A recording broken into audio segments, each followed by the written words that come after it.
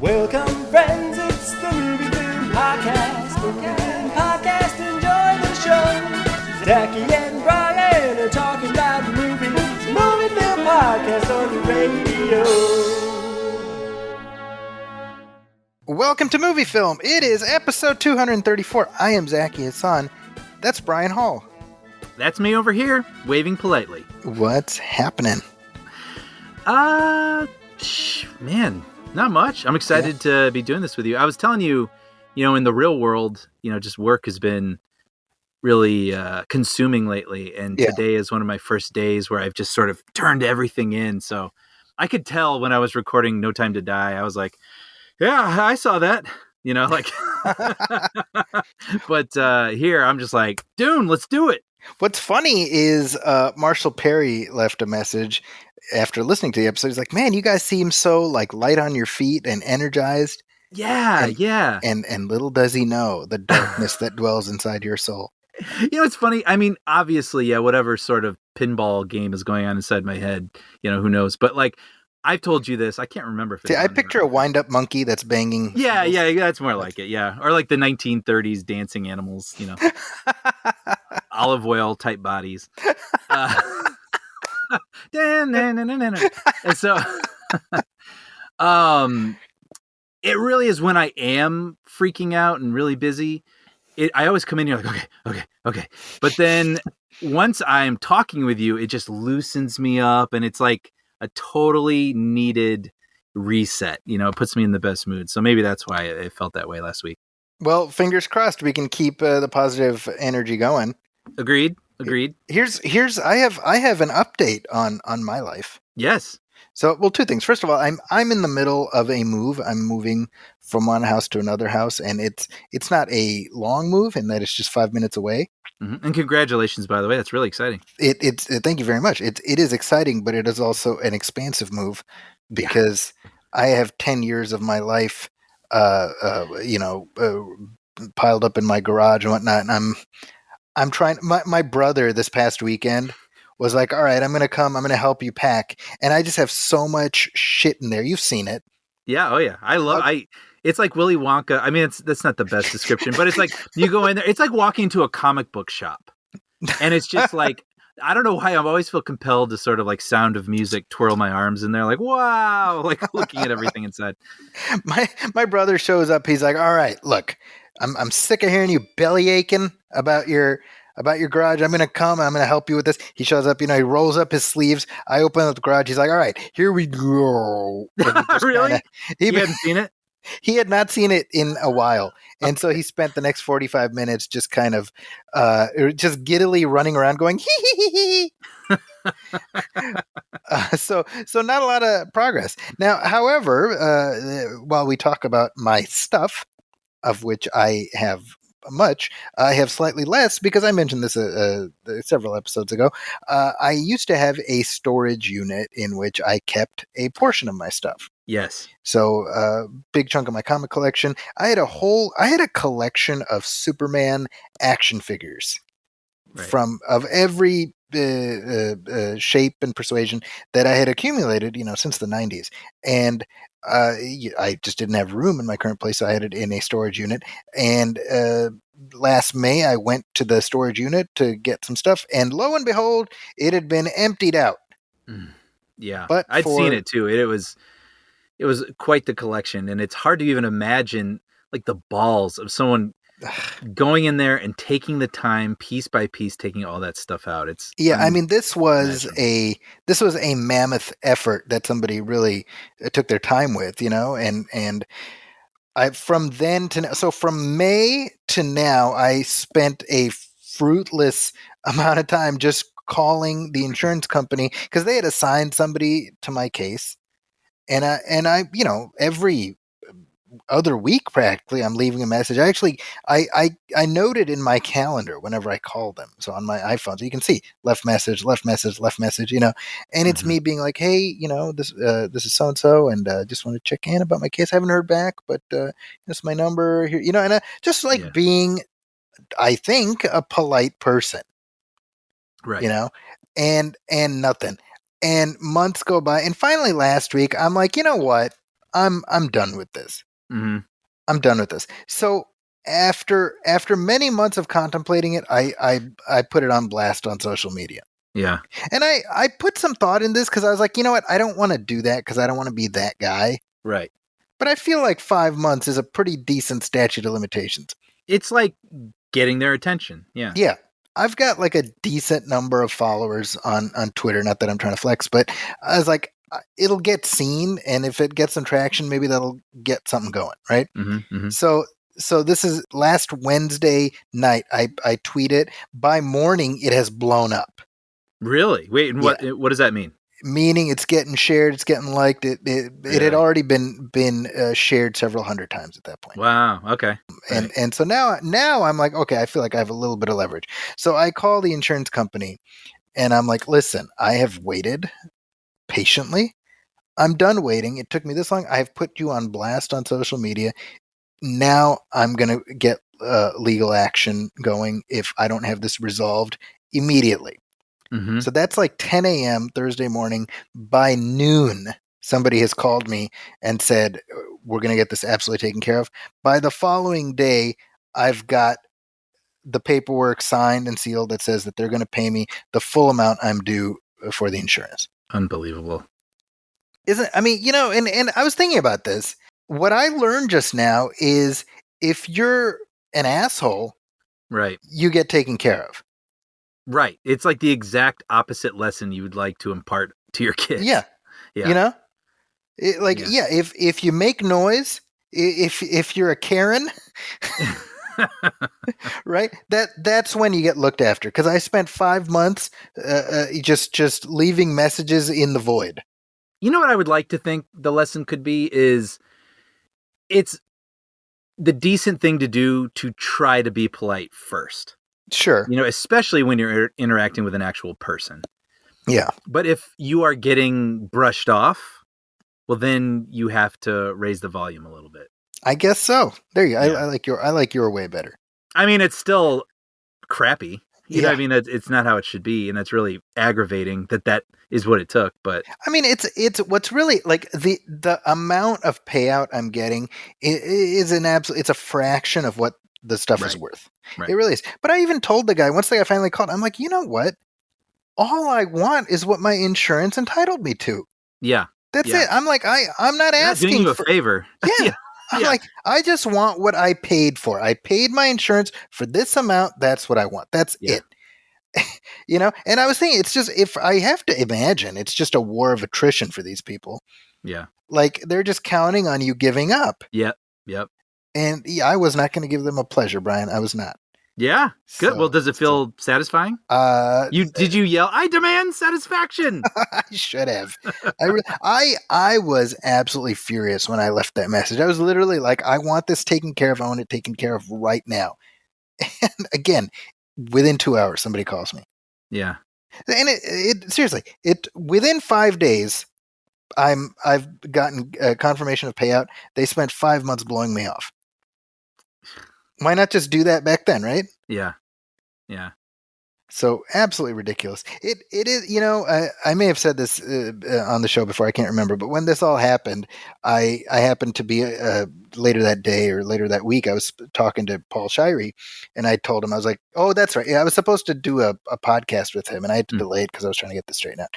And I explained to him what happened. And he said something that really helped me put this on perspective. He was like, suck it up, pussy. No, I'm just joking. That sounds like Paul. That does. He also said, he said, you know, in this life, you don't own anything. You are renting everything. Wow. And, right? I mean, you know, it's funny. I just, from where I'm coming from, like, I just bought these 2 big bookcases. Yeah, you don't own them. Well, I was like, it was a lot of work, and I had spent all this time trying to find the right ones, and then got them and put them together. I almost threw them out the window. They were so hard to put together. And I just was looking at them this morning, sort of beaming, honestly. Like, they look great. I finally did it. Now it's over. And there was like sort of a good feeling, but that quote, I'm like, I don't own anything. I like it though. I that's a really healthy way I think to look at things. It is, and it's the perspective. I mean, I've gone through the stages of grief. Right. And ultimately I'm at a point where I'm like, look, this stuff was in a storage unit for a decade. So clearly it wasn't an integral component of my life. You know what I mean? Yeah. So I'm kind of like, all right, well, it's one less thing on my plate. Plus I'm getting a payout. All's well that ends well. I will say this. So now for 10 years, my wife has been saying, you need to empty that thing out. You need to empty this every few months. Hey, have you emptied it out? Yeah, I'm going to. And do what? Like get rid of it? Either get rid of it or get rid of the storage unit because I'm paying rent on it. Sure. And so now this thing happens. Yeah. And my first thought is, oh my God, this thing happened. Yeah. My second thought is, oh my God, I can't let her find out because I'll never hear the end of it. Yeah. So, I'm like in secret, I'm filling out the insurance paperwork. I go out to my car to call the place and leave messages, all this stuff, right?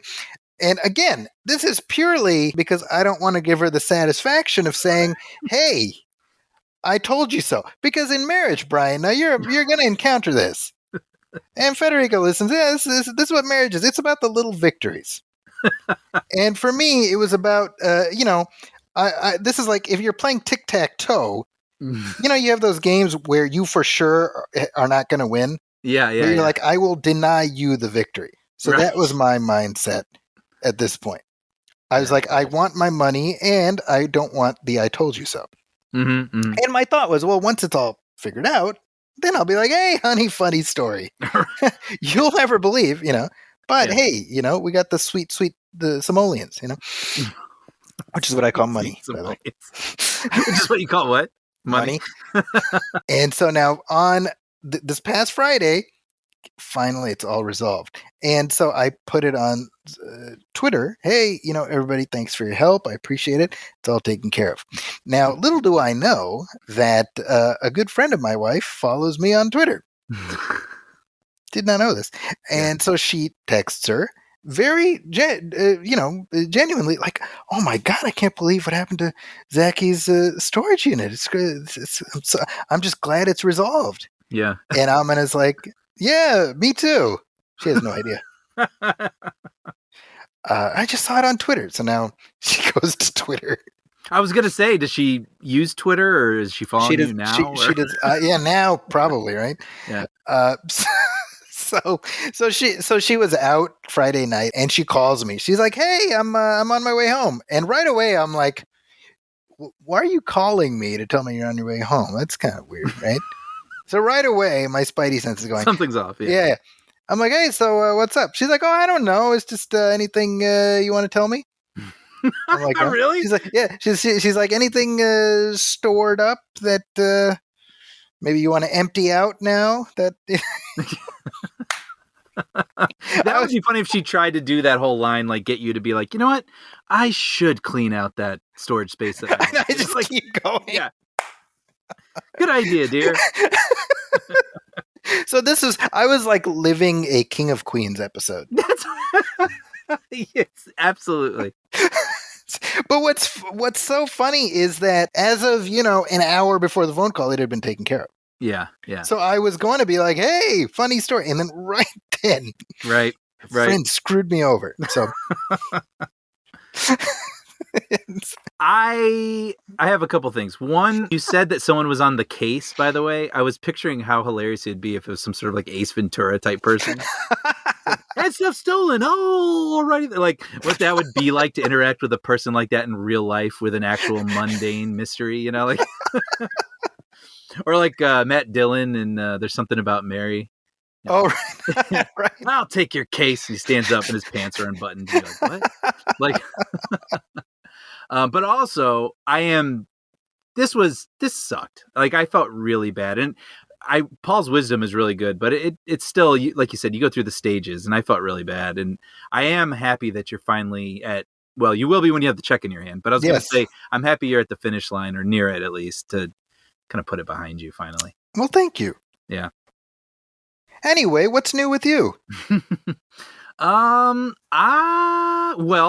we've been talking a lot about Bond lately, and so it's funny. I got to give a shout out to my friend Jason Thorwall, because he he was like, hey, you've been kind of into Bond lately. Just letting you know, on Amazon, there's this great deal where you can get all of them for a really low price. Mm-hmm. And I had to write back, funny story, about 2 years ago, I bought that deal, or a deal like it, on Amazon, and was like, I'm going to go through all of these. And then the pandemic and stay at home happened, and I was like, oh, perfect. I'm going to watch I got all the time. I'm going to watch all these Bond movies now. And then I never did it. And now I finally am going through them, and I'm watching them on your Vudu. So I don't know, but the box was a great deal, and it's sitting on my shelf looking pretty. So it is, for all the protestations about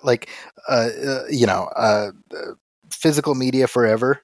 Yeah, it's just so easy to stream. It is. It is. And frankly, maybe this is like a little bit too much into our lives, but like I saw that Roger Rabbit's coming out in 4K like in December or something, and I was like, well, hey, I gotta do that, right? Do the upgrade. But then I saw that you just got on Vudu, and I was like, I know that's where I'm gonna watch it. Like if I ever watch it again, it's gonna be on 4K, by the way. Yeah, in 4K. Exactly.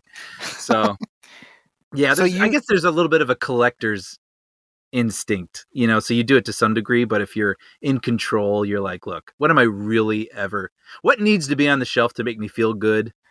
And then at what point do I just give up? Well, a good friend of mine once said, you don't really own anything. Yeah, that's true. I was running through my head as I was saying that statement. But all that to say, and to get back to, in Federica and I's, Bond viewing, we watched Thunderball and You Only Live Twice. Wow. Number 4 and number 5. Yep. And I'm loving it. I'm really loving this Bond thing. I'm loving the Craig ones, and these old ones feel very different, but they're also like, they're fun in their own way. Yeah. And You Only Live Twice was especially interesting because, it's like this funny balance where it almost feels like the perfect 60, like Goldfinger is like a really, really good movie.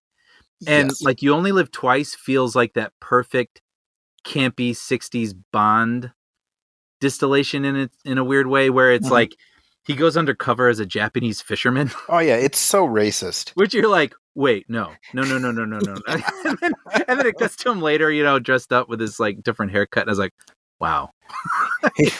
But then on the other hand, it also has the total Austin Powers inspiration, right? Where you have the Hank Scorpio absolutely thing also, right? Like a volcano lair with henchmen on these carts wheeling around, and a secret entrance, and vehicles, and rockets, and all, like and sharks, or actually Sharks was Thunderball, right?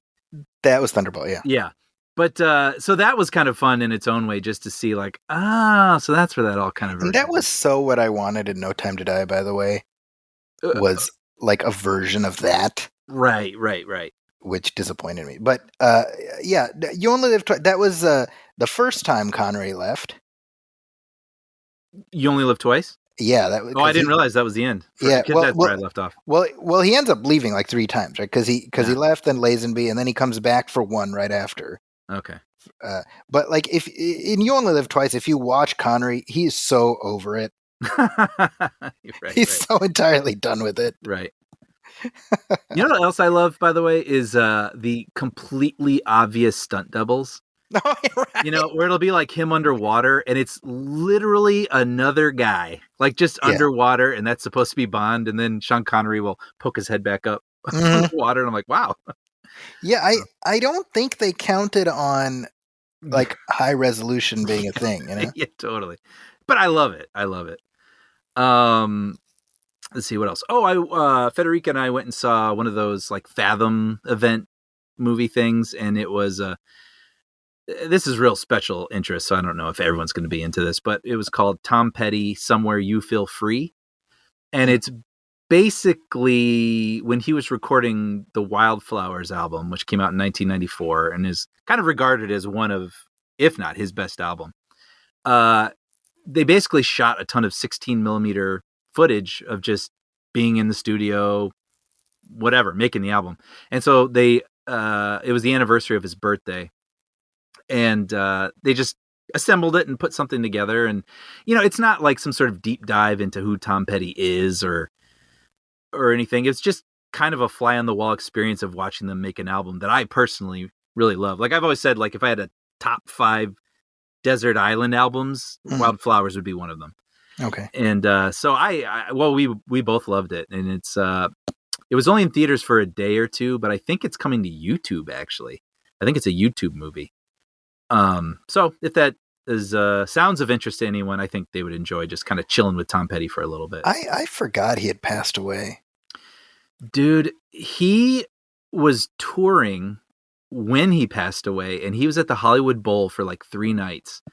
And I don't know if I talk about it on here, but I'll tell anyone who will listen, like, I love the Hollywood Bowl, because if you try to go to something like Staples Center or the Forum, or some of these bigger, in any city, it's always kind of a hassle. Like parking sucks, getting there sucks.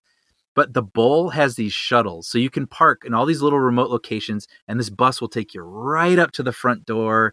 You get to your seat, you go right on the bus, right back to, it's just seamless. Well, we've been together, and it's, yeah. And so I was toying with going to see him because I heard he was doing a lot of Wildflower stuff, and I didn't do it. I have no idea why.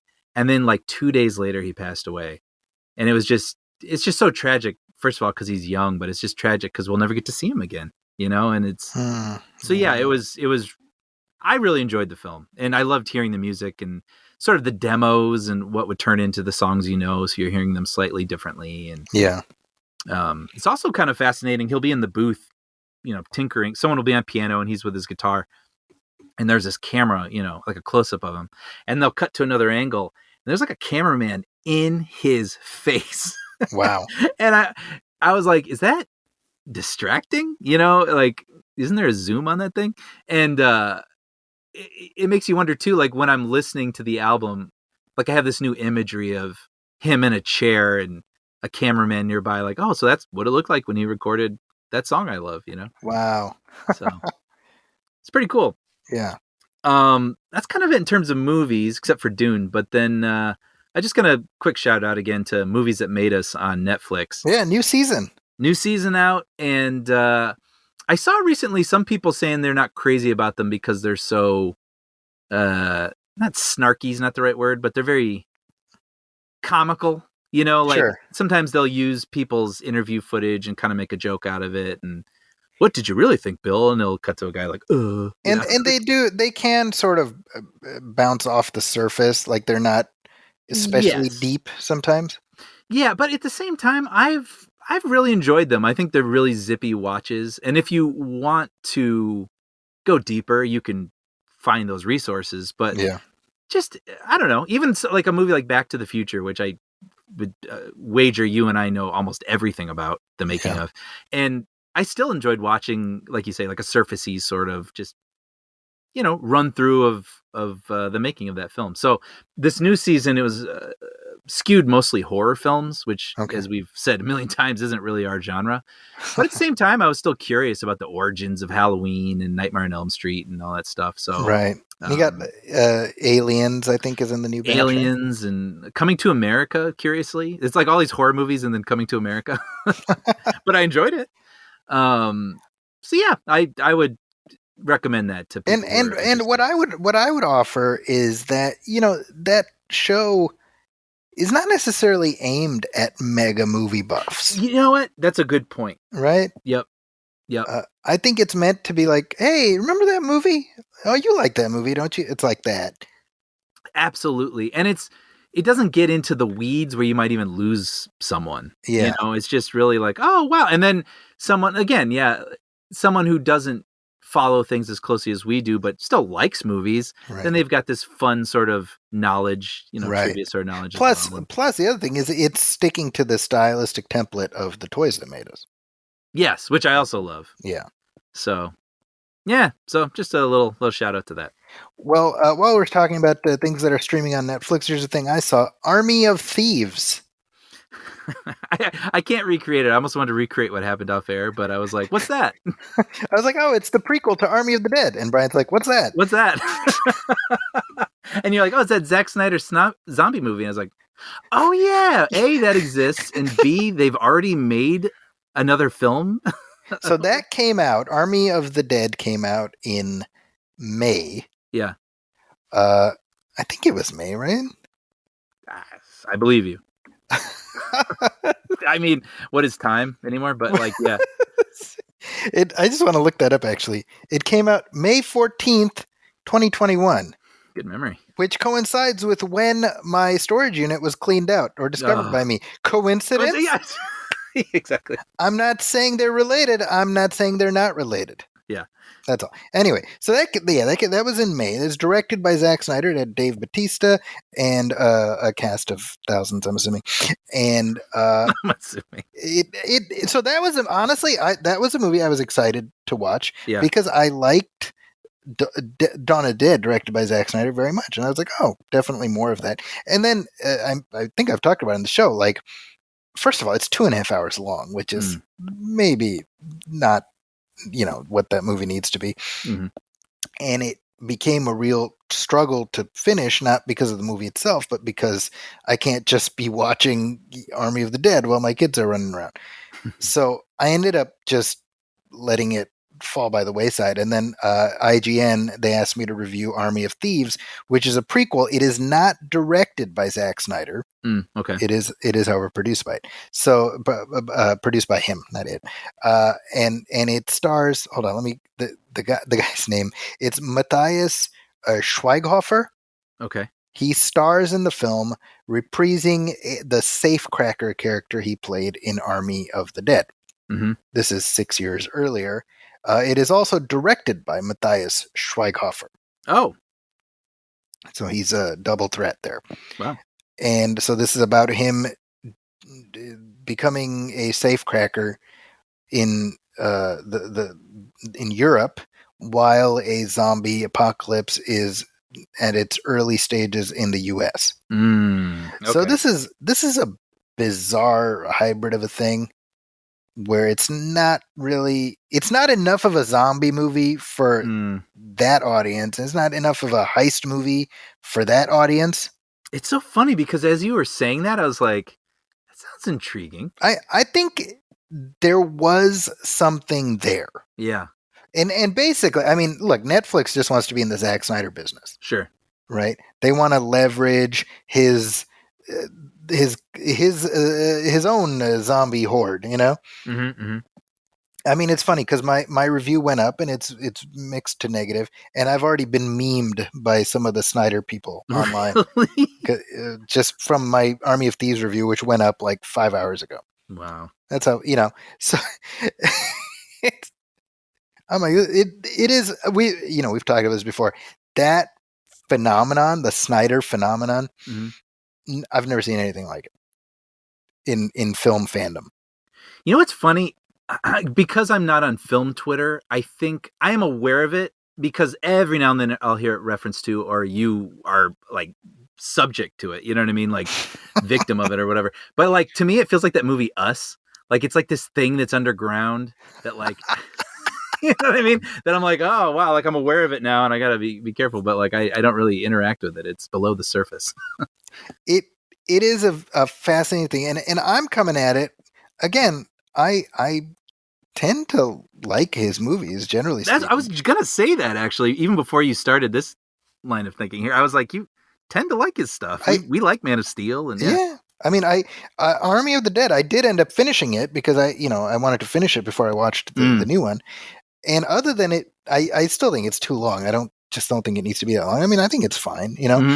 I don't think the premise is strong enough to sustain a whole raft of obviously what they're trying to do. They want to build out the before and the after and everything else, I can appreciate doing a prequel that sort of lays the pipe for what comes later. But I'm kind of like, if you're going to do an Army of the Dead prequel, the zombie stuff is what's interesting because we want to see how that all happens. So the idea that you're like, hey, it's like a heist thing, and by the way, completely unrelated across the world, there's a zombie thing happening.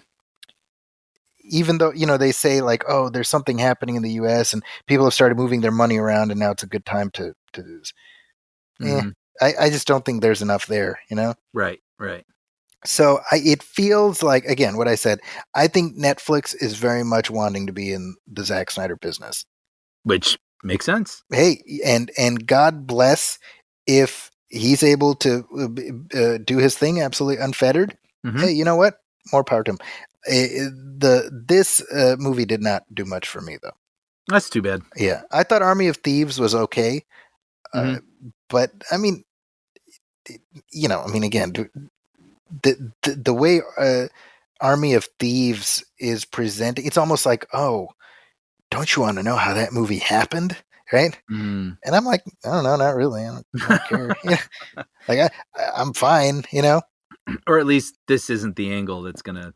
Yeah, and I actually said that in my review. I'm like, maybe there's another one of these planned that delves into how it all started, and that I'd be interested in. Right.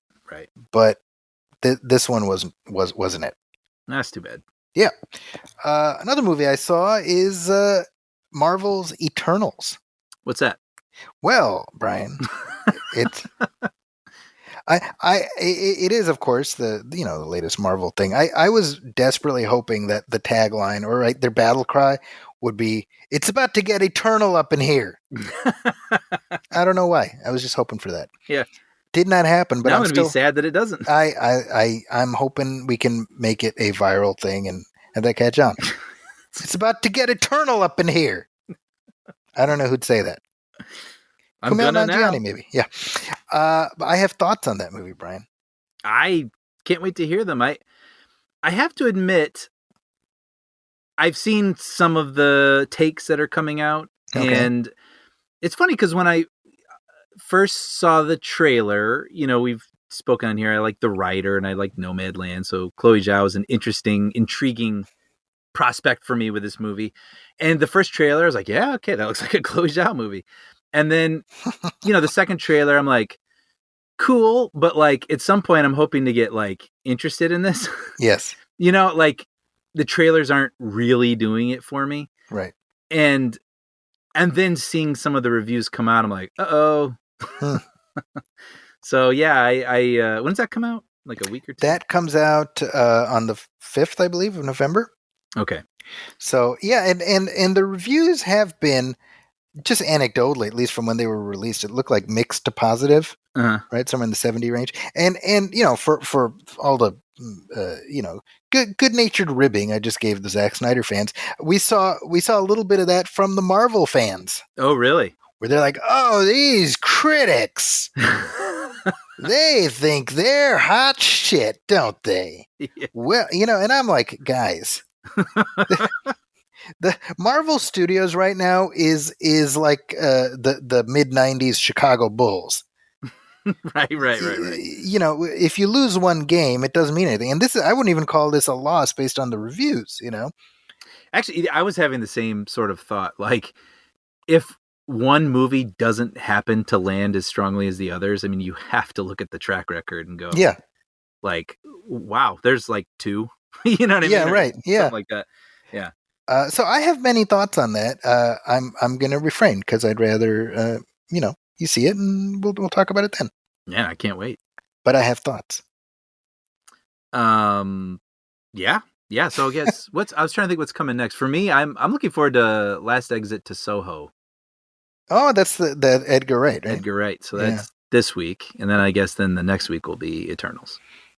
That's right. Yeah. Oh, and French Dispatch. I want to see that. I want to see that. Is that out? I think it's limited right now. Okay. So limited, it's not even at one of the theaters near me that typically gets limited movies. So I think it's next week. Okay.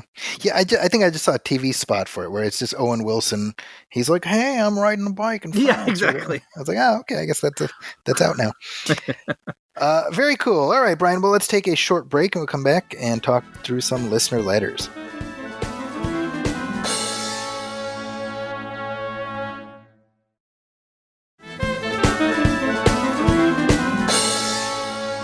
So, hey, Brian, we got some letters.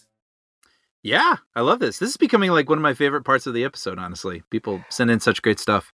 Well, this is a comment we got from Ori Shadman. Mhm.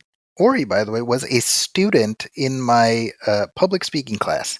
Oh, wow. I want to say 2012. Can you believe that? Wow. So Ori has been listening to the show. So thank you, Ori.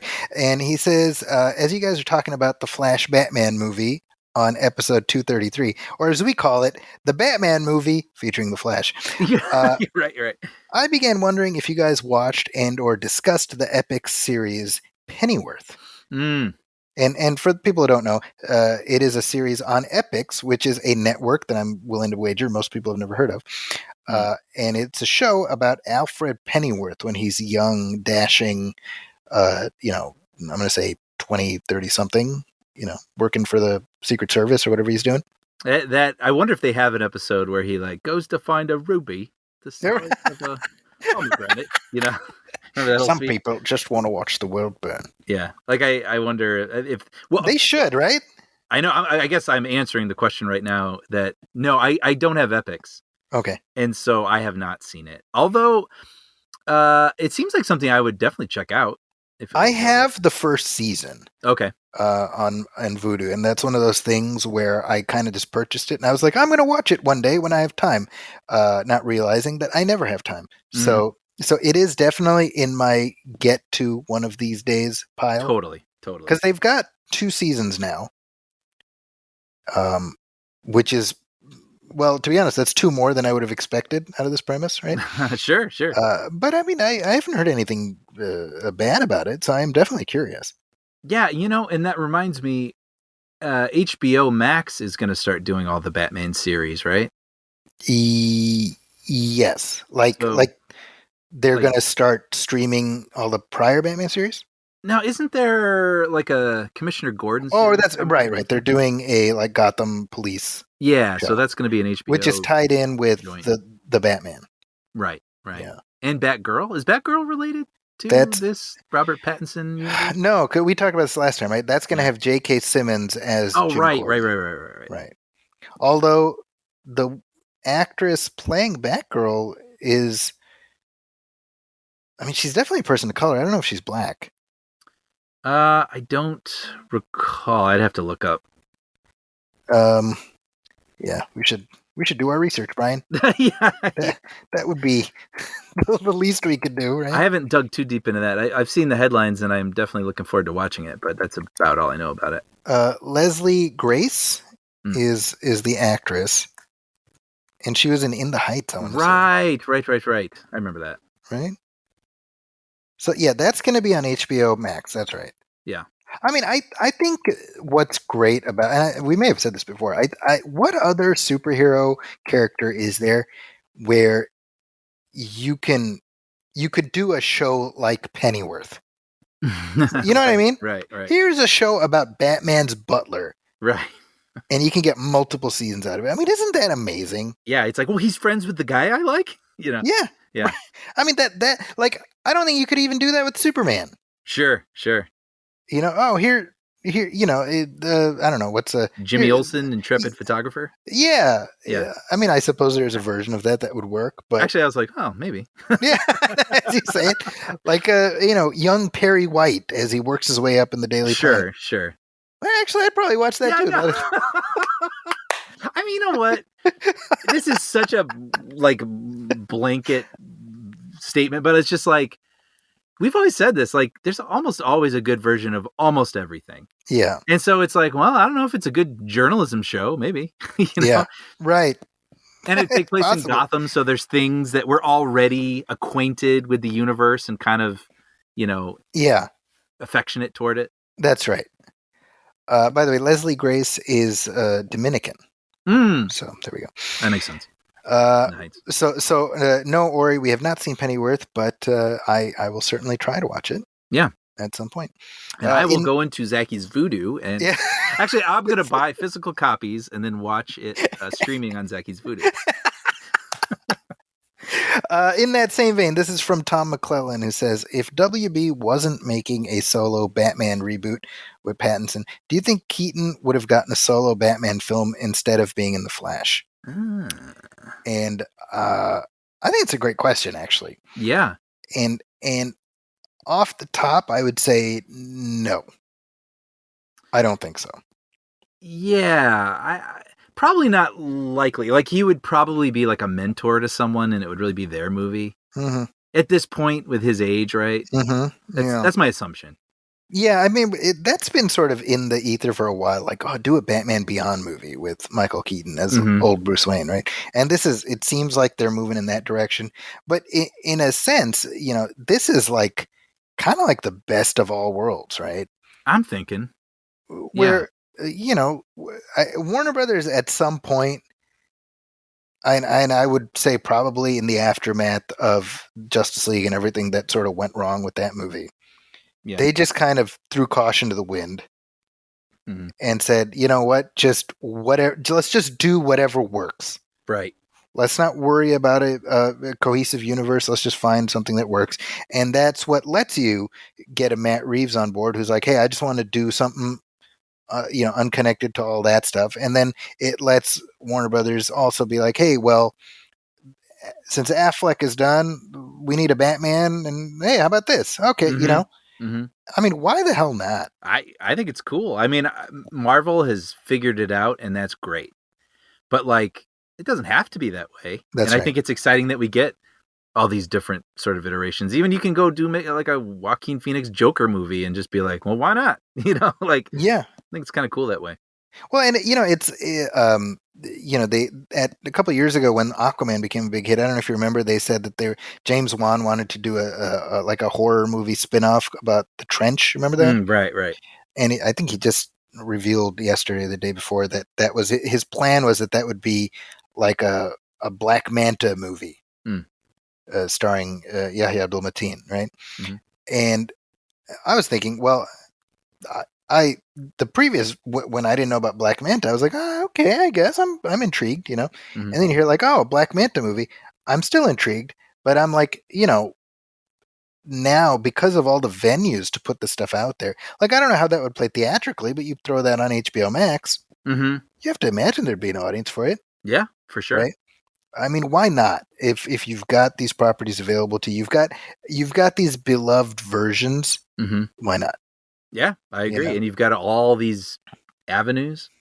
Yeah, just the other day, I was I mentioned, right, I'm going through Smallville with my kids, and they're really digging that. So they wanted to see the scene from that Crisis on Infinite Earths crossover, where there was a little cameo that Tom Welling from Smallville made in the Crisis. Right. And they were like, oh, see that. And then we ended up landing on the scene where you have Tyler Hoechlin's Superman doing battle with Brandon Routh's Superman, who is himself a version of Christopher Reeve's Superman. So here's these two Supermen, battling in Metropolis atop the globe of the Daily Planet and stuff. And I'm like, man, this is what age am I living in? This is amazing. I know. I can't think of the specific reference, but I think of this often, maybe like 15 years ago when superhero movies were starting to take off. Someone said, oh, it'd be really cool if this kind of concept happened, or like you have like a crossover sort of thing. And I remember the thinking was, well, audiences won't be able to keep up with that. Yeah. And now it's amazing. Like, it's like they just trust audiences will get everything. Yeah. I think so, and so I think that I think Warner Brothers is counting on Pattinson being sort of the standard bearer, right? He is the Batman of record, and that's what allows there to be the Keaton Batman to whatever capacity he is in this film, and if he continues on. But I think that's what lets it happen. So it is, in a sense, it's almost like a two-hander situation, where Matt Reeves is in charge of the Batman universe, but the other versions of that character or those characters are available for use elsewhere. Yeah, and I wonder too, if you were to do a solo Keaton Batman movie, I mean, would it feel jarring not to have the Burton aesthetic? That's a good question. And I've actually wondered that with the Flash film also, if he's going to go to Keaton's Gotham, right? What's that going to be like? like if Anton First is not there to design the city. Exactly. Or if they're going to really try to go for that, if I don't know how much we're going to see of that Gotham or. That's a good point, right? Because I mean, notwithstanding Wayne Manor, Mm-hmm. most of that movie was shot on sound stages, Mm-hmm. right? And it feels very, very insular. Yeah. So yeah, how much Or of like that? I don't know. German expressionism and that Right. sort of, yeah. Yeah. I don't know. And That's a good even question. part 2 is even crazier, right? Where you got Even more so. Yeah. Even more so, yeah. Yeah. You got those crazy Tim Burton looking cat characters, and right. Yeah, Batman Return. Man, I'm looking forward to talking through that. Oh, dude, I can't wait to rewatch that. I saw actually New Beverly was going to play that on 35 millimeter next month, and I won't be able to make it. But I was just like, oh man, oh, that would be really something. Yeah, right? I remember seeing that in the theater, so that I'm looking forward to revisiting that. That movie came out the summer that my family and I moved back from Saudi Arabia. Yeah, so it had come out maybe a few weeks before we moved back, and so like all the merch. Yeah. And remember there was kind of like the Batman Returns style guide, so all the merch had the same imagery on it, Did you have the cups, the McDonald's cups? I saw them. I didn't have them. Yeah. But I had like a Trapper Keeper. It was a Batman Returns Trapper Keeper. Nice. Yeah. And like the notebooks and everything. Like it's just so like etched into my memory. Just I associate for me, summer of '92 is moving back, Batman Returns. That's but hey, let's take another short break and talk about some of the headlines that are going on right now.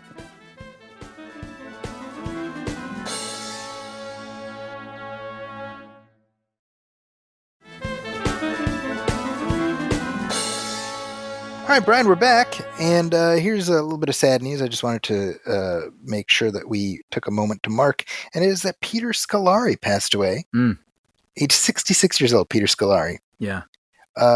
Most people might not necessarily know his name, but I have a feeling if you Google him, you'll recognize his face because he had a very long, successful career as, that guy. Mm-hmm. That's kind of what it was for me. Yeah. Yeah. I mean, just in a variety of different things. The first time I ever saw him was on the show Newhart, where he played kind of a douche, right? that was his role. But I mean, he was one of these actors who was able to just blend into all kinds of roles. Arguably, his most well-known role was opposite Tom Hanks on the television series Bosom Buddies. Right. And in the years since, obviously, Tom Hanks went on to have an absolutely astonishing career. Mm-hmm. Peter Scolari never reached those heights, but he never stopped working. Right. All throughout his life, including on a television series based on Honey, I Shrunk the Kids. He played the I remember that Professor Zelinsky. Yeah. The Rick Moranis character. He also remained close friends with Tom Hanks throughout his life, which I found very. It made me feel good knowing that. Same. Tom Hanks never left him behind. Yeah. It was a genuine friendship. It was genuine friendship. In That Thing You Do, Hanks gave Scolari a small role in that as the host of the TV program. Oh, funny. I don't know that I made that connection. And Peter Scolari, even a couple of years ago, the Oprah Winfrey did one of those where are they now type things about him, and Peter Scolari talked about at his wedding, which was I think in 2013, Tom Hanks got up and gave a toast where he just genuinely sang the praises of Peter Scolari, and talking about we should all try to be like him. He's this kind of a person, and he never stops trying, and that sort of thing. And you could see Peter Scolari in reflecting on that, saying, I can't even understand what I did to deserve that kind of affection, right? And I mean, I found myself getting moved watching him getting moved. Yeah.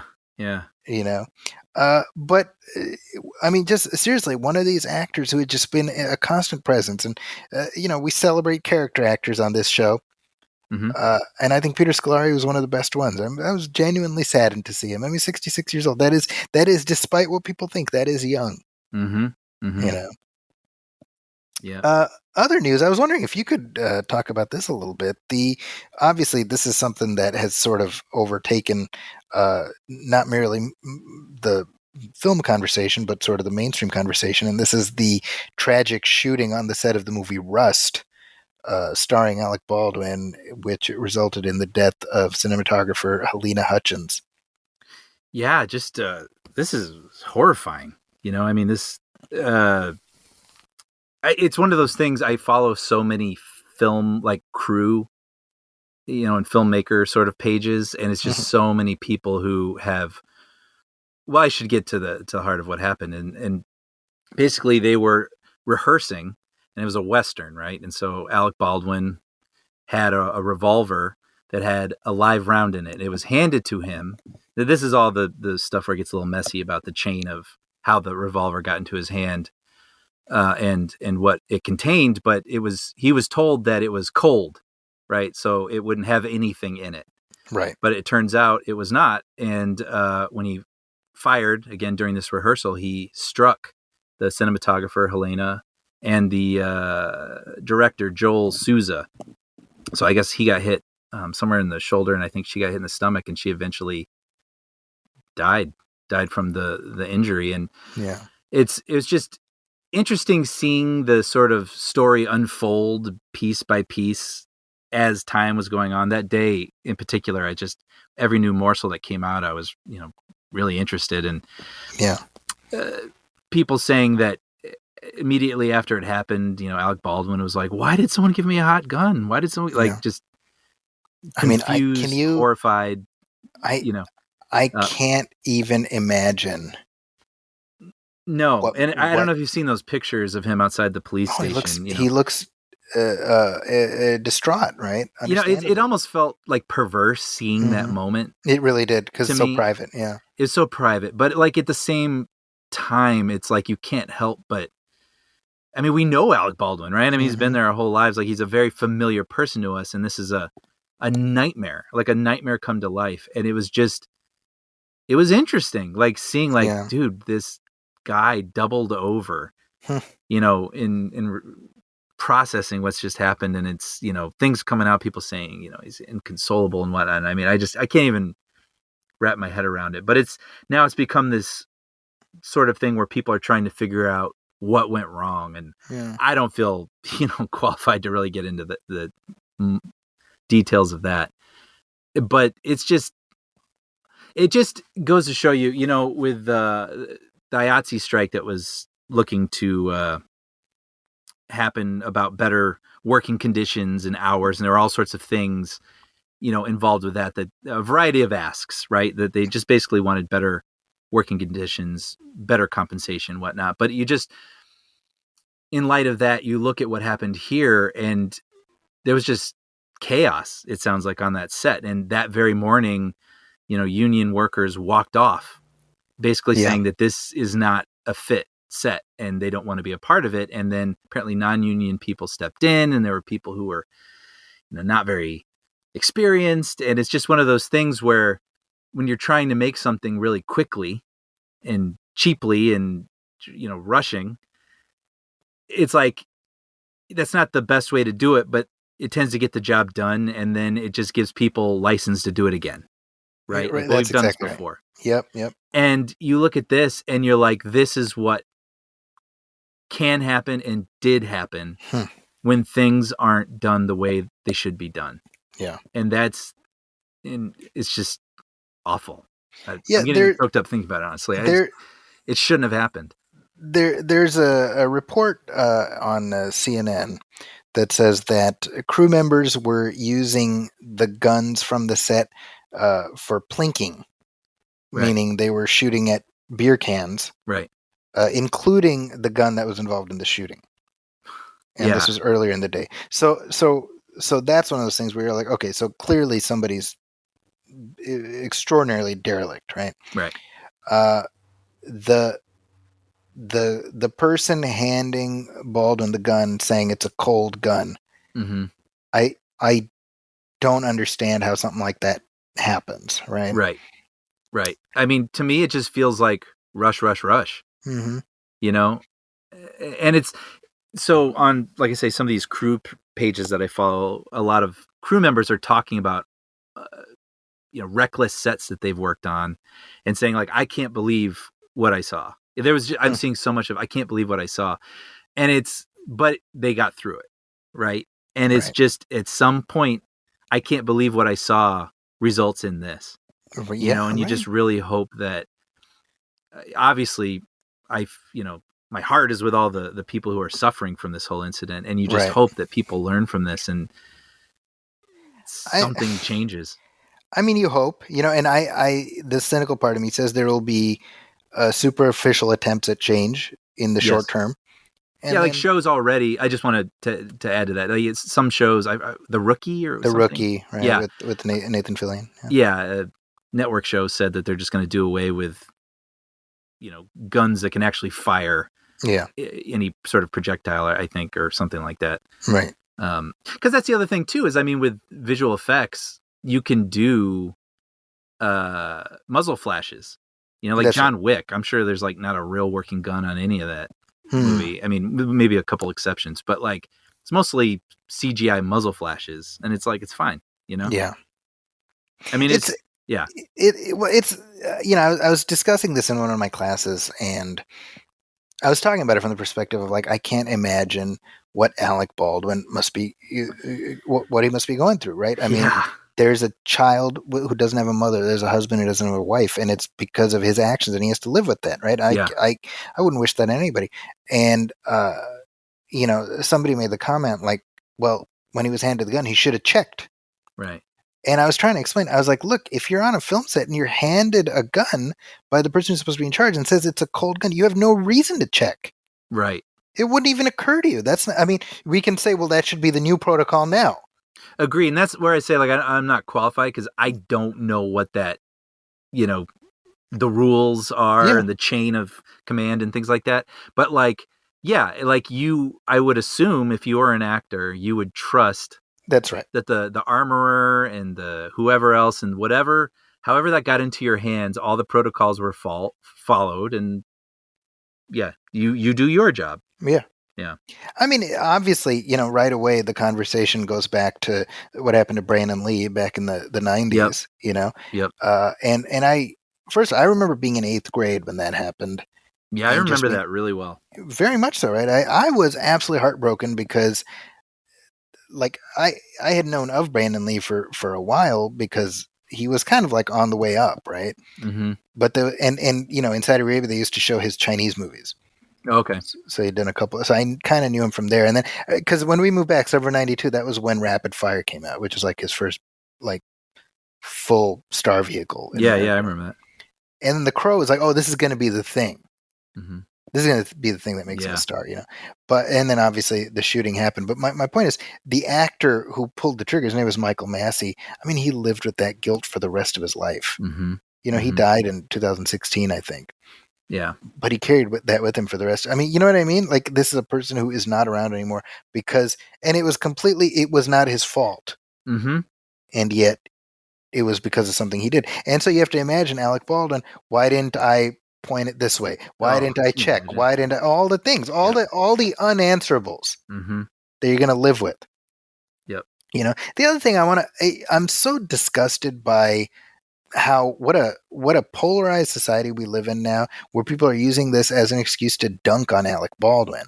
It's sick. It really is. I saw two things. Number one, I saw a tweet from J.D. Vance, who wrote the book Hillbilly Elegy. Okay. Oh no. Which became a movie, Yeah. And he's running for the Senate. So he tweets at Jack Dorsey, "Hey, unban Trump so we can get some Alec Baldwin tweets." Huh. Right? And I'm like, you're a garbage person if that's your takeaway. And then I saw a thing, Trump Jr. is selling shirts that say guns don't kill people, Alec Baldwin does. Yeah, I saw that one. Right? And I'm just like, look, if our politics make us garbage people, then we're doing something wrong. And if our politics are at a point where we can't focus on innocent lives that have been lost, mm-hmm. right? Because you're not making fun of Alec Baldwin. You're making light of the loss of this woman who did not deserve to have this happen. She could not have even expected something like this to happen. Like, do people expect not to come home when they go to shoot a movie? Right. You know what I mean? And I'm just thinking about what her spouse must be going through. If you're married to a police officer or a firefighter or soldier, I mean, there's a part of you that you have to prepare for, right? Do you think it's even crossed his mind? No. And, I think a lot of politicians say really gnarly things, like you say, sort of like dunking on other politicians or whatever, and they go too low, and they say really incredibly inappropriate, awful things. And then like this, like, I don't even know what to say. I really don't know what to say. Like, that's just, if like a kid would know better, right, than to say something so sickening. Yeah. I don't know what that says about you. Yeah. I just, obviously this is not a political show, but no. I mean, that's a human problem. That's my point. If this is what our politics has done to us, we need a lot of reflection right now. Yeah. Yeah. Oh, no, sorry, no, go ahead. No, that's all. I wanted to also mention Sarah Jones. I was just gonna, I was gonna talk about that. and I, in connection with the whole Rust tragedy, is, she worked on a film called Midnight Rider, and it was a low budget movie that didn't get the proper permits to film by train tracks, and she was struck and killed by a train. That's right. She was a camera assistant, I believe, on that. That's right. And that was another thing that became a big rallying cry for people in the film community about, making sure things like this don't happen. There are rules for a reason, and protocols. And it's just sad. So many years so close that together story to happen again. I was telling my wife about that because she wasn't familiar with it, so we ended up putting on a thing from, I think that was in 2014. So we, I put on a thing on YouTube about that, and I was horrified all over again by the callous recklessness of shooting this movie like you are students in film school. Right? Like, that's like that's some Columbia College shit. Like, oh, hey, let's just grab some quick shots in the graveyard, Sure. Yeah. before somebody sees it, Yeah. You're on you're on train tracks. It's a live train track. Oh, well, what if there's a train coming? Oh, we'll have 60 seconds to get off. Right. Are you nuts? Yeah. Yeah. It's all fun and games until somebody gets killed. Yeah, and it's you said something earlier about you hope this creates some sort of change, and I'm sure there is always going to be some sort of renegade production that's going to do anything at all costs. But I really do hope that this does crack down on productions like that and makes it increasingly difficult for something like this to ever happen again. And I'll just circle back to what you were saying about Yahtzee. This is why unions matter, folks. Like, this is, it can be onerous at times. Yep. The amount of red tape, but it's about making sure that the environment you're working in is as safe, both for you and everyone else as possible. All right. Hey, well, let's take another short break, and we'll come back and we will talk about Dune.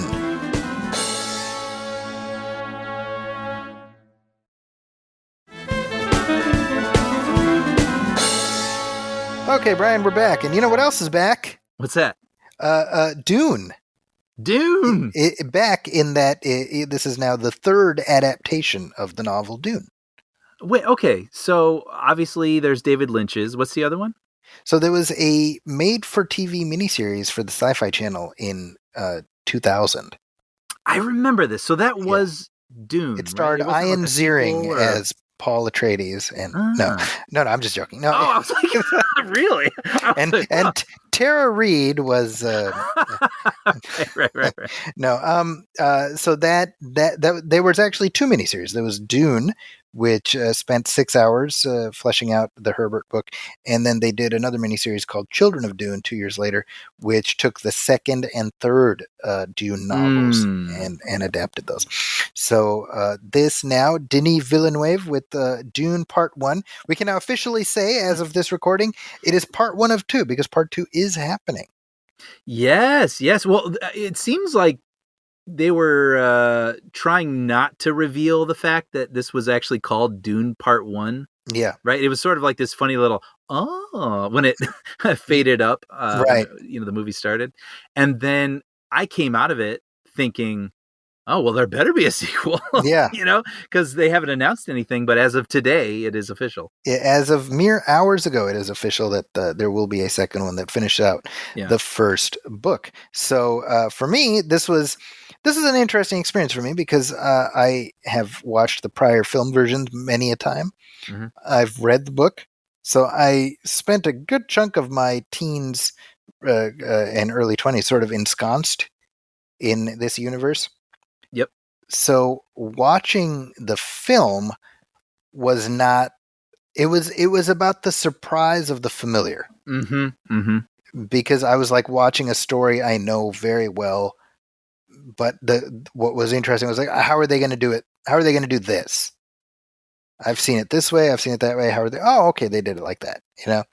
I can't wait to hear about that. But I do want to ask first, what is your opinion on the book, and what is your opinion on the David Lynch film? So the book is an interesting one. I started reading it in high school. I think I was a freshman in high school when I started reading it. And that book is dense. Sure. I mean, it's a big doorstop of a thing. Yeah. That you really, I mean, it takes work, right? Mm-hmm. I was digging it. I had like an unearthed memory. I was remembering I was in an art class in freshman year of high school, mm-hmm. and one of our assignments was we had to draw a comic book cover. So what I did was I did a Dune comic book, just a cover, and I made it like, I wanted it to look like Marvel's old Star Wars comics. Yeah. Which, if you've ever seen those, they're very comic booky. Uh-huh. And I kind of wanted that, so I did like the kind of garish font choice and for the logo, and I drew my own version of Paul Atreides. And I remember I had like the text on the cover: Paul Atreides, will he save the universe or destroy it? Wow. And it was really it was deliberately kitschy. Mm-hmm, mm-hmm. Which is by design. So that was my headspace, like my freshman year. I never finished the book. I think I got through roughly what this film actually gets through. And then in 2000, around the time that the sci-fi miniseries came out, that's when I was going to Columbia, and so I just carried the book with me, and I would just read it on the train, and that's how I finished it. It took me about 4 months, probably. Wow.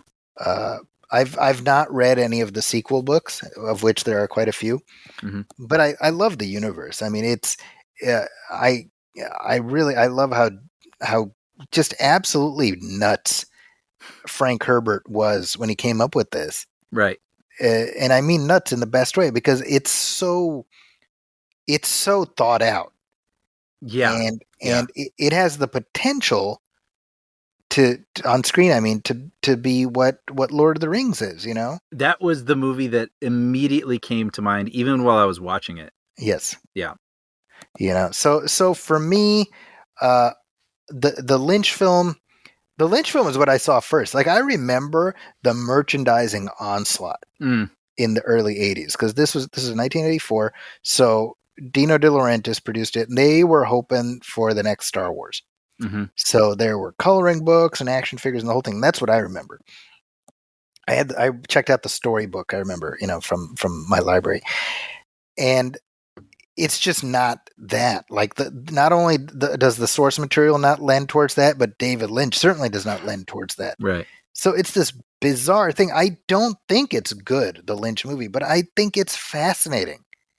And sometimes that can be just as good as good. I have not seen it, and I watched the trailer. Okay. Just to get a sense to see if I would recognize anything that I had just seen. And I'm intrigued. Like you say, it would be the opposite. It would be like the inverse. Like that would be the seeing it again for the first time kind of experience. Yeah, well, I and you being somewhat of a Lynch aficionado. Maybe aficionado is too strong a word. Yeah. But I'm a fan. I'm a scattered fan of his work. A Lynch familiar, let's say. Yeah. I think you might appreciate the little vestiges of his identity that creep up through this big behemoth. I'm very intrigued by how that would look. Yeah. So I again, that film, the Lynch movie, has a very passionate cult fan base. Mm-hmm. And I'm not going to besmirch anybody for having their cult favorites. I don't have that same affinity for it, but there's a lot in it that I do like. I should say that. I think the score by Toto is really good. I think the production design, Bob Ringwood designed the still suits and stuff. They look great. The costume design, but the technology did not exist back then to do justice to the universe. And then, I mean, again, this book, if you have a hardcover copy of Dune, you could drop it on somebody's head and they would die. Like, it's that kind of book, right? So you take that and you try to boil it down to a little over 2 hours and 10 minutes. I mean, it's just not going to work. Yeah, that movie, I believe, is shorter than Dune Part 1. That's right. But does it cover... I mean, how did it compare... Like, that has an ending, I guess? Yes. So that movie... The first a little over an hour is dedicated to what is the entirety of this movie that's out right now. Interesting. Okay. So now and that's just a third of the book. Yeah, I was going to say I've been reading a little bit about this and seeing how like this Paul character, if you really read all the books, isn't even like the biggest character. Yeah, he occupies the first 3 books. Interesting. And then it moves ahead hundreds of thousands of years. Wow. By the end of, the 6th book, right? Yeah. And so, yeah, the Lynch movie does a reasonable job with like the first half where at a reasonable pace. I think they cut stuff out, but it's mostly fine.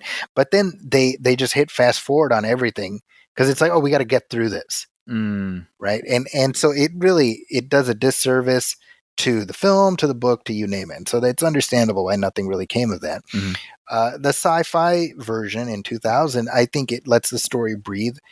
In many ways, it's quite good. Alec Newman, who plays Paul Atreides, I think he's quite good. William Hurt is Duke Leto Atreides in that. But it's it's TV, right? Sure. And limited budget. It's Vittorio Storaro is actually the DP on that. Which, like the Apocalypse Now guy, but they shot it. They didn't shoot it like on location. They shot it against colored translights. So basically, like theatrical backdrops. Okay, so it's kind of impressionistic, or it's somewhat. It looks almost like a stage play. Which you can sort of appreciate the artistic intent, I suppose. But the problem, to me, this is a story that requires scope. Yeah. It really does. The second miniseries, which by the way stars James McAvoy, it's the first time I ever saw him was in that. I absolutely love it. I think it's a very good continuation of the story. So I always tell people, I'm like, watch this film, and if you want to see what happens next, watch the second and third parts of the sci-fi miniseries just to get you caught up, and then watch Children of Dune, the miniseries. Okay. So anyway, long story short, that's my history with Dune. It's a lot, and I'm compelled to watch Lynch's Dune now. Yeah, and that because I want to know what happens next. But then on the other hand, I'm almost like, well, do I want to spoil it for myself, or do I want to just? I mean, bear in mind that where the Lynch version, I should say, ends is very far afield from how the book ends. So it does kind of like go its own way. So I almost feel like you could watch it without being spoiled. Right. That said, that's a lot. So Denis Villeneuve has said that this was like his childhood dream to make Dune. And so this is the realization of that dream, which is pretty cool. I think you can feel that. Well, and what I said just from the trailer, but I certainly felt this watching the film. I'm like watching the movie. For me, I was seeing the what I saw in my head when I was reading the book. Really? Yeah, and I can't like I had seen the David Lynch movie by the time I read the book. I had seen the sci-fi images, but neither of those evoked the text to me. You know, I finally this is what I was seeing. Wow. Oh, I should say this. I went to the press screening. I took my oldest, he's 14. Mm-hmm. He's around the same age I was when I was reading the book. And I wanted him to experience it. He didn't know anything about it. And I was partly kind of just watching his reactions, right? And I was really gratified. He was fully like engaged. He was asking the right questions after we left. He wasn't like, "What's a dune?" That was like, oh, son, okay, so this experiment has failed clearly, But he was asking the right questions, like, "Oh, what happened to so and so, and who's this?" He, it was when I watched the trailers again. I know the book so well. I'm like, "Oh, that's when that happens to so and so. That's when that happened." And I wasn't saying anything because I didn't want to ruin it for anybody.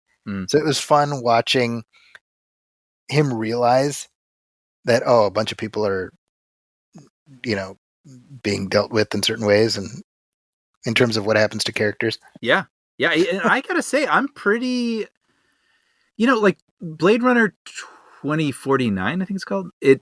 I really enjoyed it because it was an extension of an aesthetic that I like. Yes. And I like that movie. I'd like to watch it again. And this, but I can imagine, or I can appreciate why that wasn't like a phenomenon that swept the nation. You know what I mean? Right. Like it's very, very specific and particular, and really a great expression of that, right? And this movie feels the same way. Like it's sort of being sold as a blockbuster, but it's very particular and specific. Yes. And grandiose, and also I wouldn't call it ponderous because I think sometimes that's used in a negative way, but like it absolutely lingers and lets you absorb everything. And I'm down for that, but I was shocked to see it got like an A cinema score. That surprised the shit out of me. Yeah, I know, me too. And let's see, I'm just looking at it now. 83% critical approval on Rotten Tomatoes, 92% audience rating. Which I was like, cool. Like, I mean, if this is like another generation sort of Lord of the Rings or something. Right. I mean, they should still have Lord of the Rings, but like, I think it's kind of surprising, but also like, wow, that's cool. I'm glad people found their way into this. I think that says something about the decision to let it occupy two parts, right? Sure. I think Villeneuve very smartly said, we need to take our time building up the world so that people are fully cognizant of what the status quo is here, all the various aspects of it. I mean, there's a scene where Paul Atreides, played by Timothée Chalamet, where he's like talking to the guy who waters the plants. Yes, I was going to mention that very moment. Right, and that's an easy cut when you think about it. Yep. But it means so much more for what it does in terms of world building. I thought of it in the moment, and I was like, "This is such a book. Like this is such a book moment." But like, I love it, and I'm so glad it's here. Yeah. But you know what? I also speaking to its success, and it did very well at the box office. I think the casting was pretty genius, honestly. Oh my God. Timothée Chalamet and Zendaya, you're gonna get their millions and millions of Instagram followers and whatnot. Like it's a really pretty, and I think they're both very good, but it's also pretty ingenious because then you're gonna hook an audience that might be like, it looks like something from my dad. That's a good point. Yeah. Well, I guess we're from what I gather, you liked it. Yeah. I was gonna say, is that so? That's positive from you. It's absolutely. Yeah.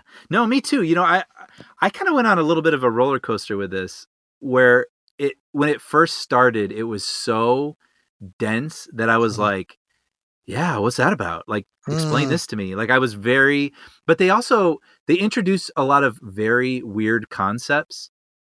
Like there's sort of a version of the Force in this. Yes. that they do not explain. Like Obi-Wan Kenobi's like, well, let me tell you what the Force is. Right. And in this movie, it's like, no, it's just like, use the voice. Yeah, use the voice. Put your hand in this box. Like, yeah, all sorts of concepts. And I don't think they require someone sitting down and explaining what they are. I think they're visually represented in a really, really good way that's intriguing, and like you get it and you're like, I want to know more about that. And so for like the first hour and a half, I was like that.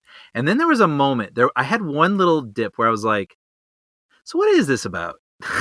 Interesting. Well, what was that? You know what? I'm trying to recall, honestly. You know what? And I actually don't know that it was even like the story per se. I was kind of like, what does this kid want? Interesting. Like he was a little distant to me in terms of personality.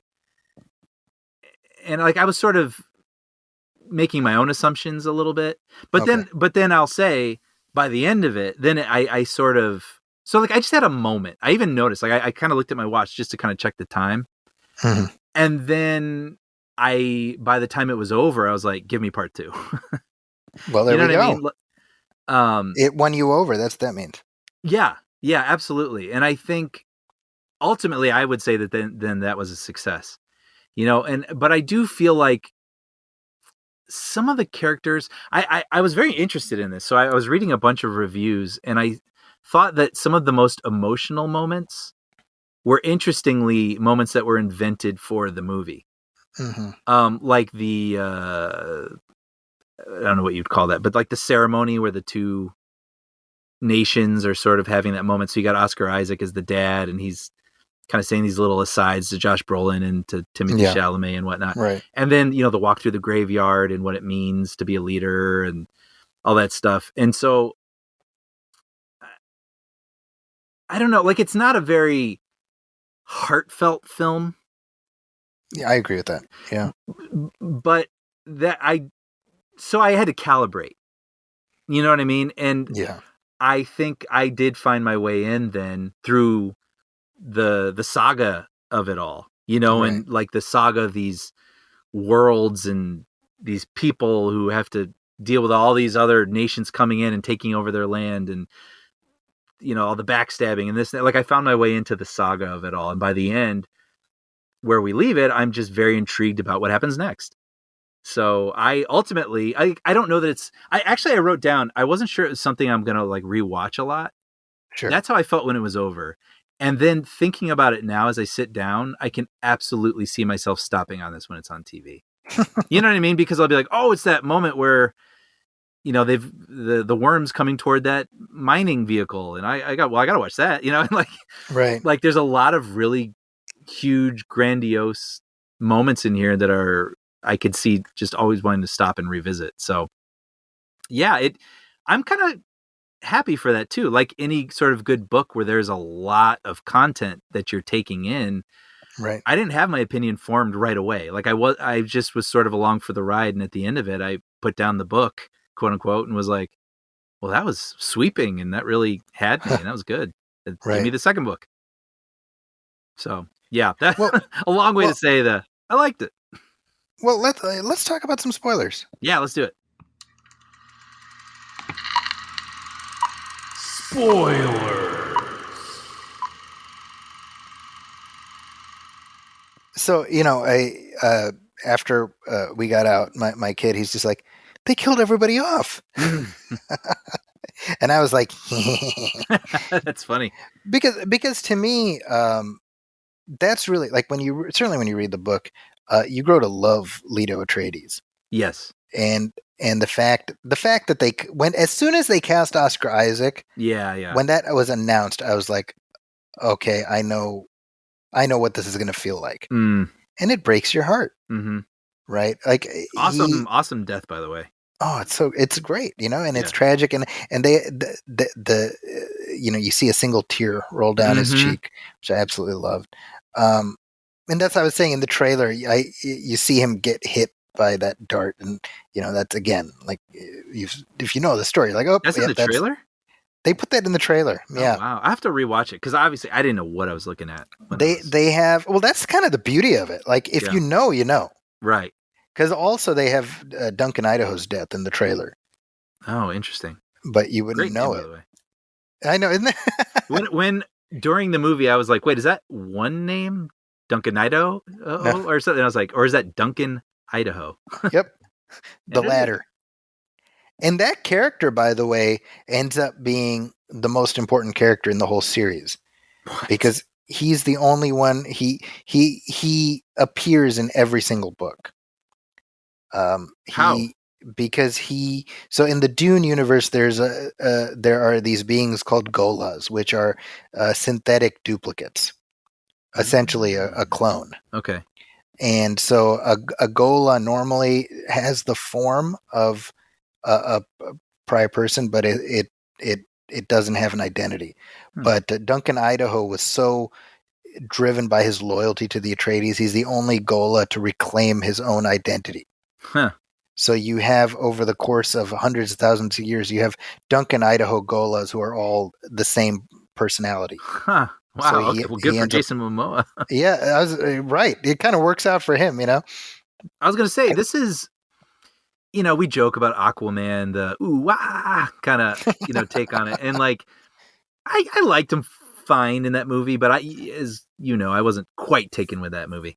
But right. Like, I would say, even though this isn't like his biggest part, this might be the most I've been taken with Jason Momoa.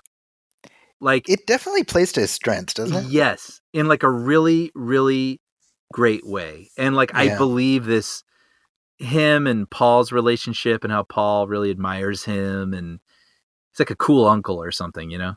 Yeah. Yeah, I thought that was good. That was effective. So those are the two big deaths, you know.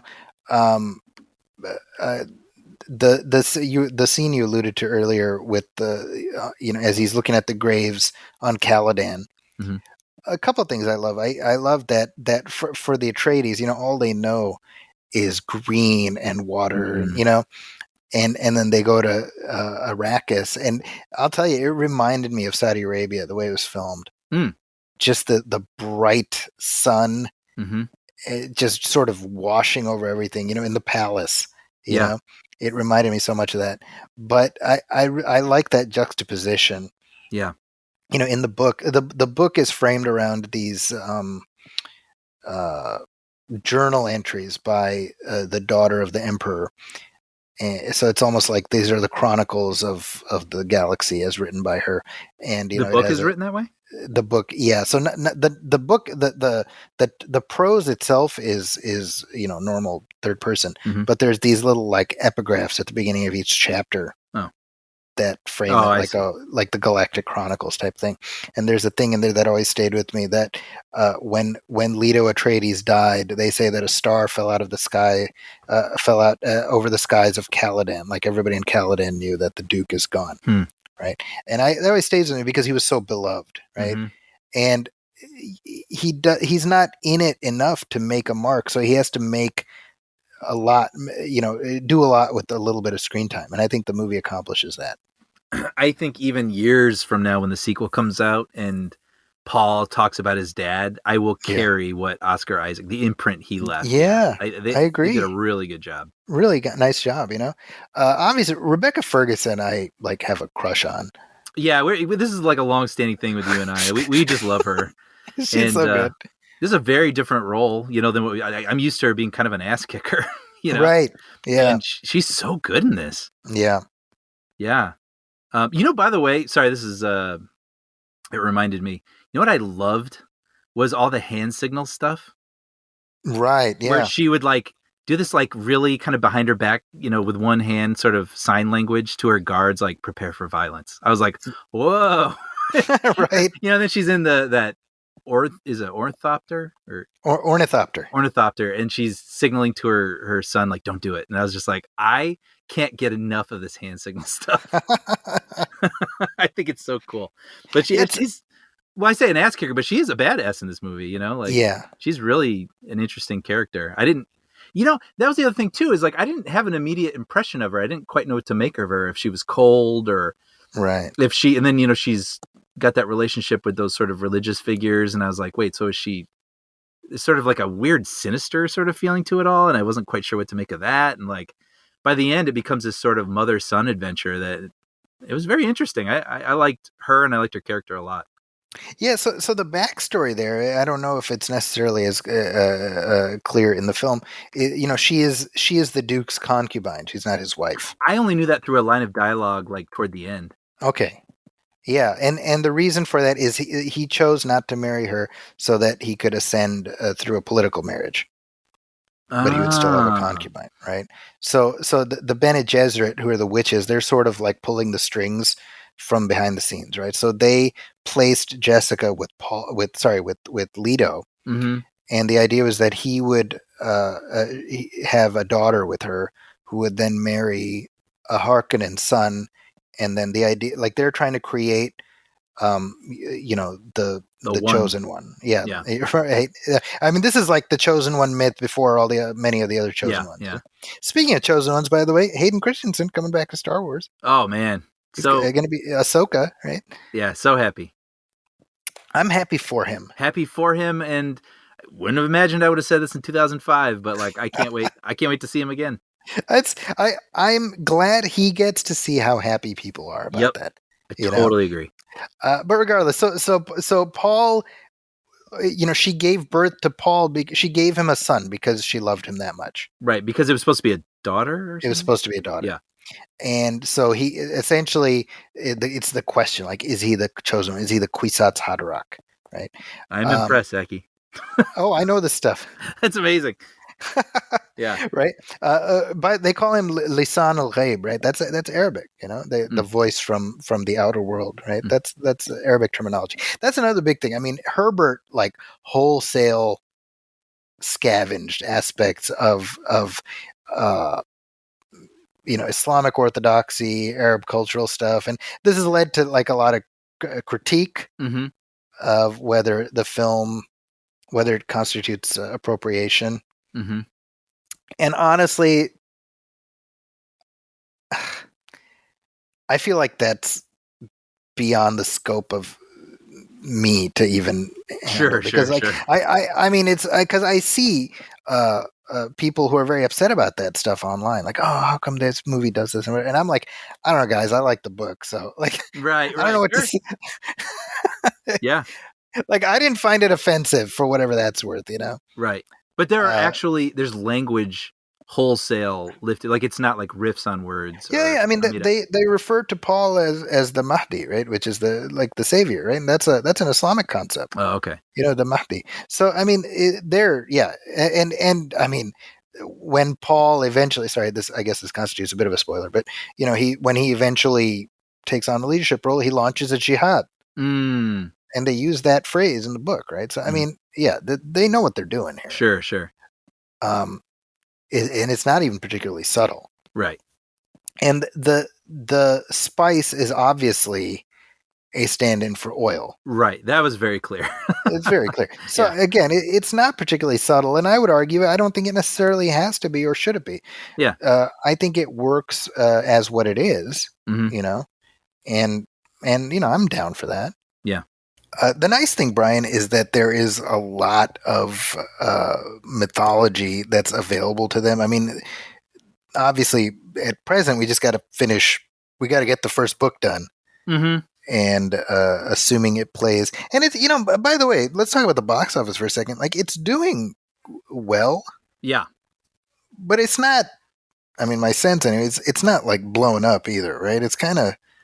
It's hard to know in this moment, right? Because you have your Marvel films open like 70, 80, 90 million, right? And then like those movies always blow up in that way. But like Bond, I think, what was that, like 60 maybe? That right? Sounds right. Yeah.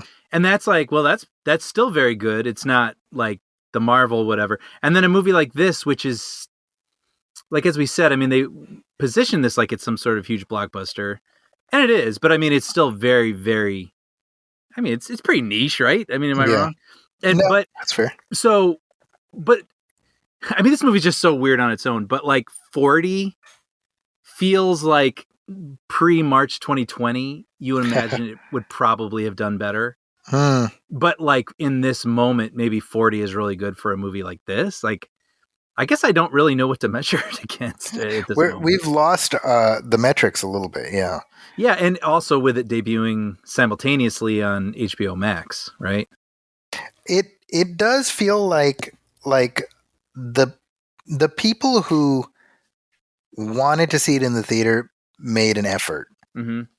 And then HBO Max allowed for people who maybe were Dune curious to be like, oh, let's give this a shot. And I don't know how many of them stuck it out, but I think like my point is like, I don't think the day and date HBO Max ate into the box office it likely would have had. Anyway, does that make sense? Not in a significant way. In a significant other way. Movies have been like accused of.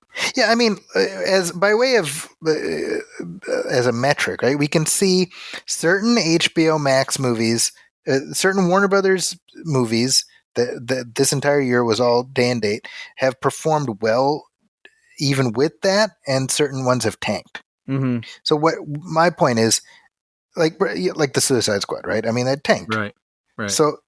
So by way of comparison, we have Dune, which did well, even with HBO Max. So then you say, well, people are making a choice about what they want to go to the theater to see.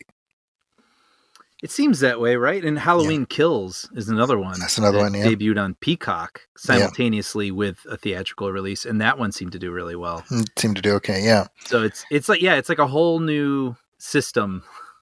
Yeah, calculus that I don't understand yet. I don't think anybody does really, but I would imagine, by the way, that one of a couple thoughts actually in that this is called Part 1.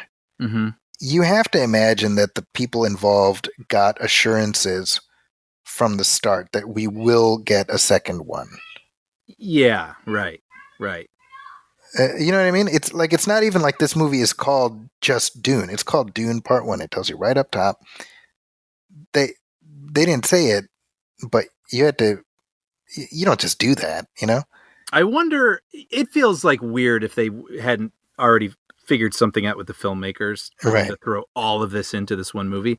I wonder if it was a marketing tactic, because if some people saw Part 1, right, you know, then they would be like, well, wait, so there's gonna be another one, or it just gets confusing. Yeah. So if you're like, just Dune, go see it. Right. That'll get people there opening weekend, and then you pull the curtain and be like, Part 1. Well, you know, as we're talking, because this announcement, I'm sure it partially is a response to strong box office. By the way, I was looking at the box office. This movie cost $165 million to make, which is kind of a bargain for this type of movie, isn't it? I was gonna say 200 seems to be the blockbustery number these days. Look, Black Widow cost $200 million, right? And that does not look like a $200 million movie. No. Right? No, this looks like a $250 million. Yeah, they really got the bang for their buck, you know? Yeah. I saw some article, I guess, I can't remember what it's called, but the Directors Guild has a podcast. I don't know if it is this way anymore. It used to be in person. You could go to the DGA and they'd screen a movie, and then a director would interview the director of the film you just saw. Oh, nice. I don't know if they still do it in person now, but the podcast remains, and Christopher Nolan interviewed Villeneuve for this. And Nolan, as you can imagine, was like, this is the most brilliant combination of practical and CGI I've ever seen. And I mean, this is like so his bag, this movie, you know? And I think, I actually, with some exception, like I couldn't tell what was practical or not. Even with the palm trees, I was like, "Are those real? Like, those look really real." Like they don't have to be, but they do look real. And I wonder if they did just plant 20 palm trees somewhere, and you know, like I couldn't tell. And so, I mean, that's a real testament. Yeah, I think just going back to what I was saying earlier, I think the announcement about Part 2, I think partly it's very likely a response to the box office, but I wonder if it's partly to get fence sitters off. Do you get what I'm saying? What do you mean? Like, what do you think that would make them feel? Like people who are like, oh, it's only part 1. Do I want to go see it? And then you say, no, part 2 is coming. I see. So the story will be completed. Yes. Yeah. Right. You know, I'm sure that's part of it too. Maybe. That would have been tragic if this thing had just ended right there. And then there was no other film to follow it up. Yeah. I mean, it's in the fact that it's going to come out 2 years from now. So, the same weekend in 2023. Oh, I didn't know it had a date. Yeah, they've dated and everything. And I was thinking, like, man, you know, we sort of got spoiled during like the Lord of the Rings era. Yeah. Where you know, and then the same thing with the Hobbit, and even with the Star Wars trilogy. Like, remember, you had to wait 3 years. 3 years. You know, so 2 years is actually not that long. I think it's fine, but it's gonna feel longer, I think. Yeah, but I'm very happy to know it's coming. We were talking earlier about sort of the chosen one tropes and whatnot. You know, I think it's worth mentioning that the not even the entirety of the Dune saga, but it's just the first book, it goes down a darker road with the quote unquote Messiah character. And I'm curious to see if that's something Villeneuve will adhere to. I mean, one presumes he will because he came at it as a fan of the source material. But I think that's important because really this is to some extent a refutation of the chosen one mythology, you know? Dune is? Yeah, to a large extent, because it you know, to some extent, it's like the Matrix, where that too is about setting up that Messiah paradigm and then sort of breaking it down a little bit. Right. Dune does that, but I would argue in even in a different way. That's what I'll say. Okay. You know, I mean, I've seen like allusions to what lies ahead, but I don't really know, and I don't know. I'm excited. I'm excited to see.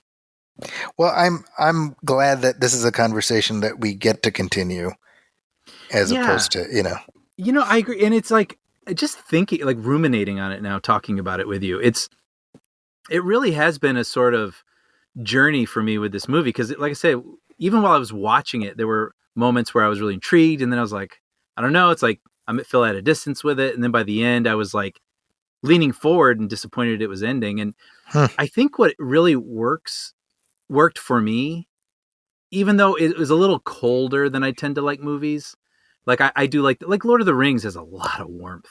Yeah, for as dense as those films are in their world building and so many characters and whatnot. But there's just so many intriguing elements to this universe that you can't help but kind of be sad when you leave it. You know, that sort of feeling when you leave a movie theater and you're like, oh yeah, like carpet, you know, like, you know, like, sidewalks, like, just, you know, it's like, I just left something bigger.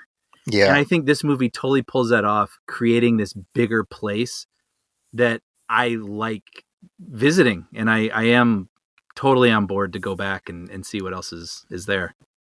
Well, hey, I think that is high praise. Yeah. Yeah. And I'm really glad, you being a fan, that you enjoyed it too. I mean, very much so. I'd say that's high praise. When I watched it, I was like, man, I hope Brian likes this. Because otherwise this is going to be a very awkward conversation. Yeah, that would be interesting. You're like, this movie sucked ass. I'd be like, oh, okay. And I'm like, Zachy, take it away. Well, we'll see. We'll see where things go. You know, if you do end up watching the Lynch movie, tell us what you thought.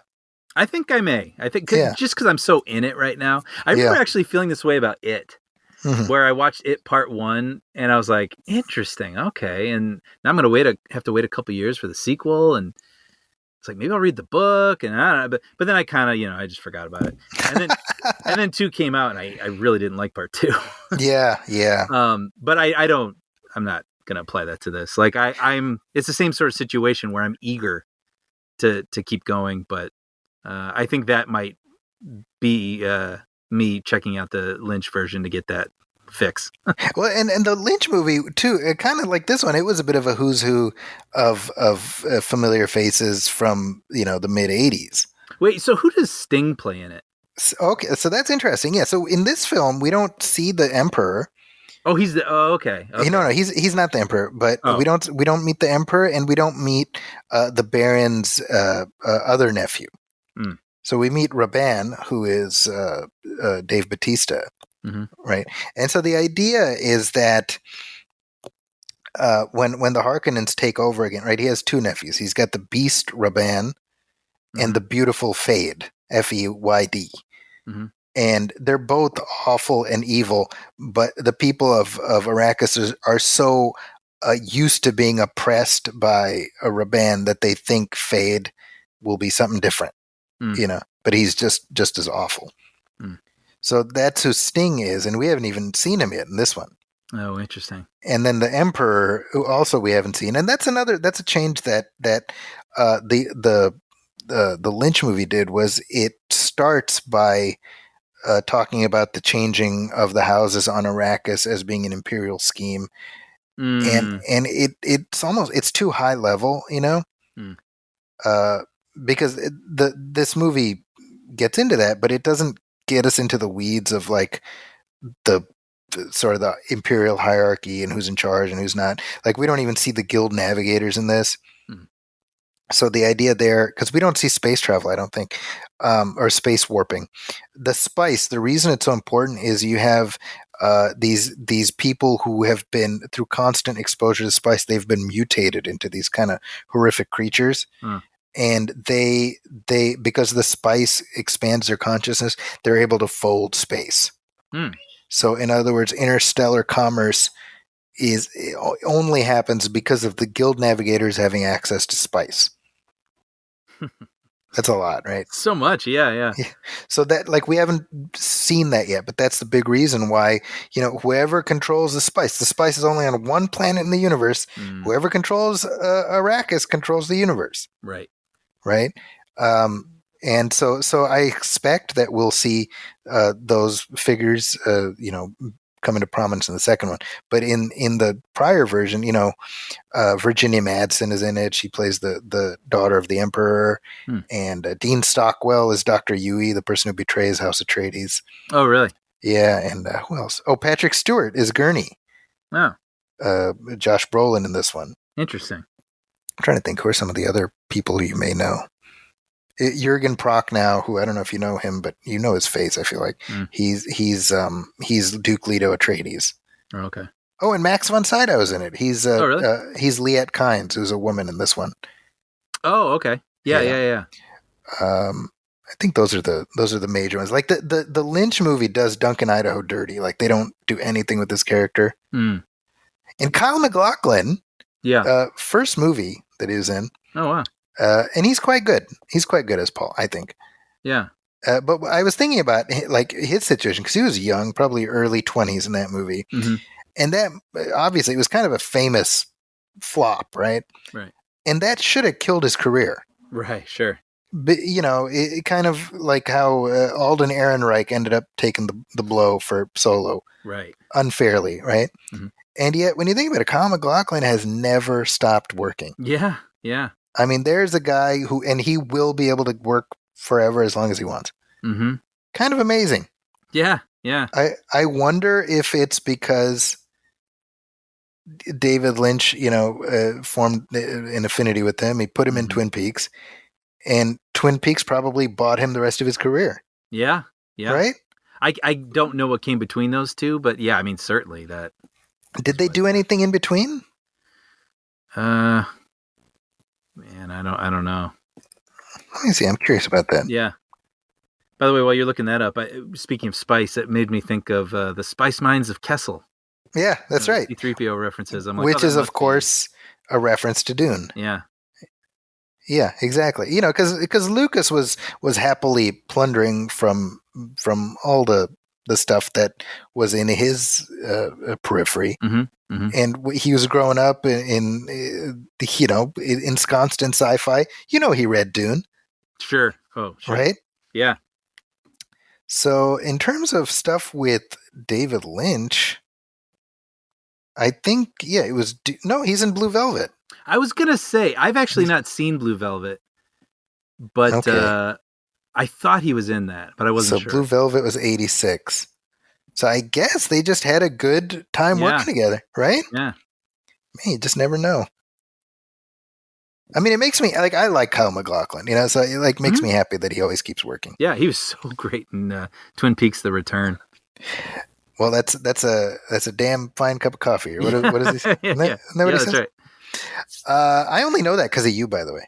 Oh, really? Yeah, I've never seen it. I've never seen Twin Peaks. Yeah. I've said this in a recent episode, I think, but that character, he's always speaking into like a phone or like a handheld tape recorder, and he's always talking to someone named Diane. And in the TV show, you never saw Diane the first run, so it's just this person off screen. Well, hell, Diane, this town looks like blah blah blah blah. And so when I did Puppy Dog Pals, you know, since it's for younger kids, a lot of times characters need to say what they're doing out loud. Okay. So kids can follow what they're doing. And so, you know, the story editor would be like, well, have them talking to a phone or something. And so I'd always have the characters talking to Diane. So that's my little Twin Peaks nod. Dude, that's so great. Yeah. Has anyone ever like said, hey, I caught that? Not online. Surprisingly, people on Twitter do catch certain things. Okay. But one of the editors came into my office one day and was like, hey, is that a Twin Peaks reference? And I was like, it is. I love it. That is so great. And that's a perfect place to leave this conversation. Yeah, man, I'm glad we enjoyed this. It's like I said, it's sort of, no pun intended, like it's a movie that's really wormed itself into my brain. That's good. Like that's good. It didn't make me feel like a normal big movie where you walk out with this fully formed sort of, yeah, that was awesome, like kind of feeling. It just was, it captivated me, and I kind of haven't stopped thinking about it since. And I love that reaction too. Well, there we go. That's a spicy take. Yeah. Well, hey, maybe by the next time we record, Brian will have seen the David Lynch movie, in which case I would love to have that discussion.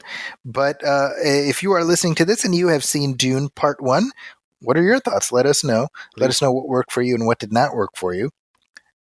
Meanwhile, we will be continuing our Messiah talk here on the Movie Film Show, because our commentary track coming up is The Matrix Reloaded. Woo!